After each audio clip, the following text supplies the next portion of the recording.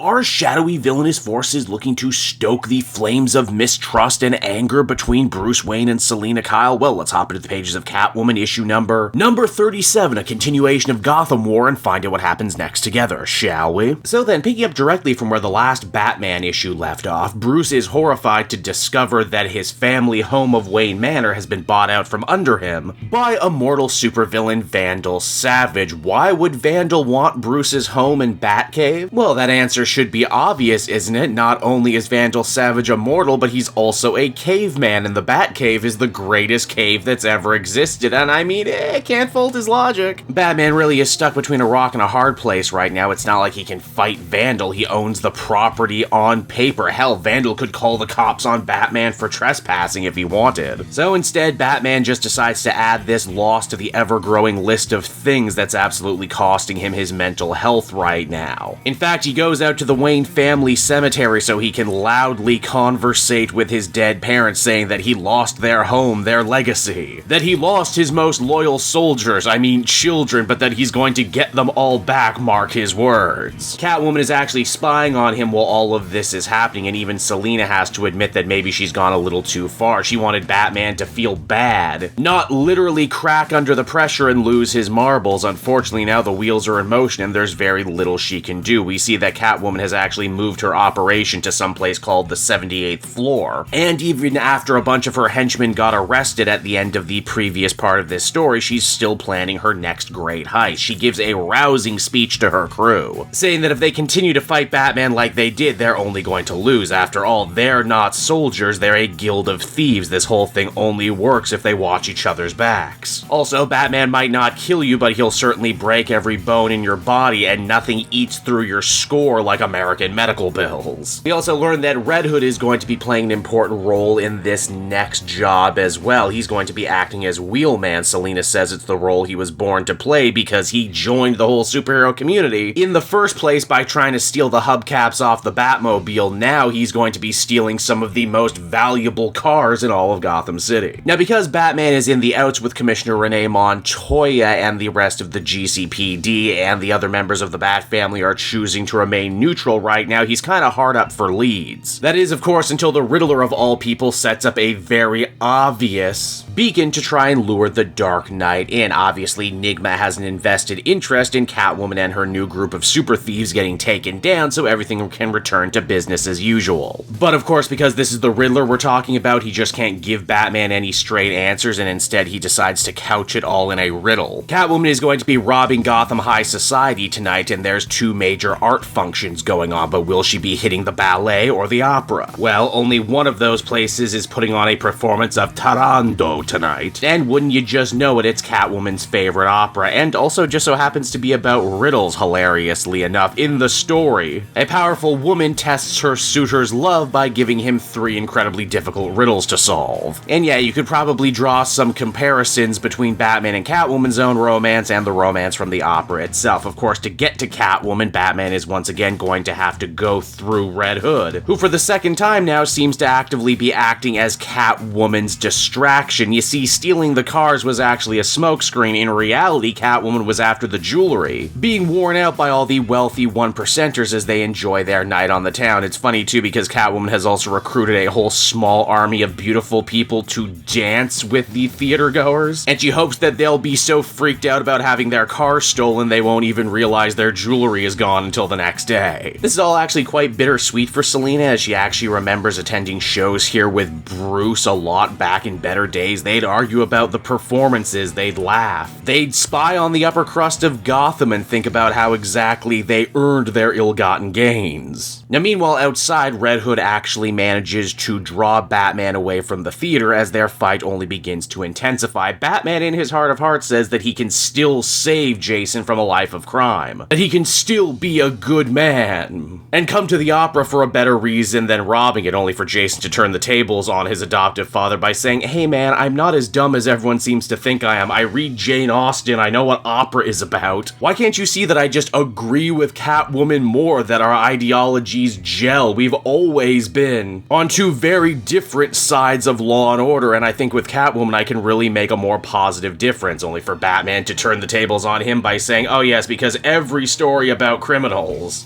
always ends with them dying old and happy in their beds many years later, right? And it's true, really, think of any crime movie you can think of, Goodfellas, The Godfather. They all have very sad endings. With few options left and time quickly running out, Batman decides if Jason won't come peaceably, then he'll simply just knock him out. Now, what follows after this is probably the best scene in Gotham War so far. Nightwing actually finds Catwoman at the opera. He knows that this is actually her favorite as well. Not because anyone told him, but because Bruce and Selina actually took him here when he was a young boy. Catwoman got him a Shirley Temple and he got to sit at the bar and feel like a grown-up. Which, wow, you know, we hear so many stories about how Bruce is surrogate father to all of his sidekicks, and yet we have basically no stories about Catwoman ever acting as a surrogate mother. Even though her and Bruce have dated on and off canonically forever, and you would figure that more stuff like that would probably happen, Nightwing giving her a talking to also gives Selina a real damning moment of clarity when she realizes what I've been saying from the beginning. Oh man, did we let our lover spat literally turn into a war that is now encompassing the entire city? The short answer is yeah, you did, and it's a bad look for both of you, but things are actually looking to get much worse as once Selina hits the dance floor, she ends up getting grabbed up by Vandal Savage. Vandal tries to offer Selina his services, saying that he would make a great lieutenant for her cause, but this is Vandal Savage we're talking about. He doesn't ask, he tells. Also, while Selina has done some morally questionable things since this series has begun, things she never thought she would do, even she's not so crazy as to form an alliance with Vandal. Though, hey, let's stick a pin in that and come back to it later. Selina tries to hail Red Hood, but he's not responding because Batman knocked him out. Batman wanted to grab Jason's communicator so he could hopefully get some information about where Catwoman has set up her school for scoundrels now. Again, we get an actually kind of interesting character moment when Red Hood doesn't respond. Catwoman feels responsible for him maybe getting hurt and vows to save him the same way that she would save any of her crew that have become so important to her, like an extended family. Again, hey, honor amongst thieves. Catwoman's answer to chosen family versus Bruce's answer to chosen family. It's all very interesting stuff, I'm not gonna lie. Now, as the comic comes to an end, they end up dropping a major bombshell. We check on in with Marquise, aka Selina's number 2 right-hand woman who she's been hanging out with since prison. Only, surprise, surprise, Marquise never actually existed. She's simply an alter ego currently being used by Scandal Savage, daughter of Vandal. Oh my god, I love this character so much. Seriously, Secret 6 was my jam back in the day. I cannot believe she's back in a major component in a huge Batman event. That is just, I am beyond words right now. And so that was Gotham War issue number 3, everybody, and overall I thought this issue was actually pretty decent. In fact, I would say it's probably better than the previous two, mainly because there's a lot less of the actual heroes fighting each other and making circular arguments that go nowhere. Oh, don't get me wrong, that stuff is certainly in the story. There is touches of characters acting out of character, but it's not as egregious. What sold me on this one is actually the surprising moments of introspection. Yeah, I never did think of Selina Kyle as a mother figure to the Bat family. It's an idea that I wish they would have explored a lot more. And I like that this only further justifies why Nightwing and the others chose to stay out of this fight between Selina and Bruce, because this is basically mom and dad having a lover's quarrel. There's also a fair amount of moral complexity too in Batman accepting help from Riddler because he can't accept help from anyone else at the moment, and that defeating Catwoman would ultimately mean a return to the bad old days. Which, I mean, is obviously how the story's gonna end anyway, because this is a Batman comic and the status quo always needs to be returned to. Then you have the added extra layer of Scandal and Vandal, two characters who actually end up acclimating themselves quite well to a big Batman crossover event, so much to the point I'm shocked no one has ever thought to use them before. Overall, I'd actually give this one a 7.5 out of 10. I think if Gotham War can keep this momentum, it might actually end up being a worthwhile, if only occasionally annoying, crossover event.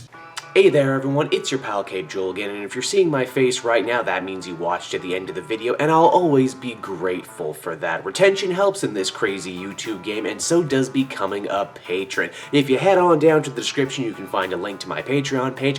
Recently just redid all the tiers, a lot of cool stuff offering up there, exclusive commentaries, exclusive polls, behind the scenes concept art for Capes and Quest. That's the brand new D&D show I've started soon. Never been a better time to become a patron. You can become a patron for as little as $1 a month and help the channel grow, and help me continue to deliver content like what you just saw. So I want to thank you all, and I will see you again next time. Bye bye.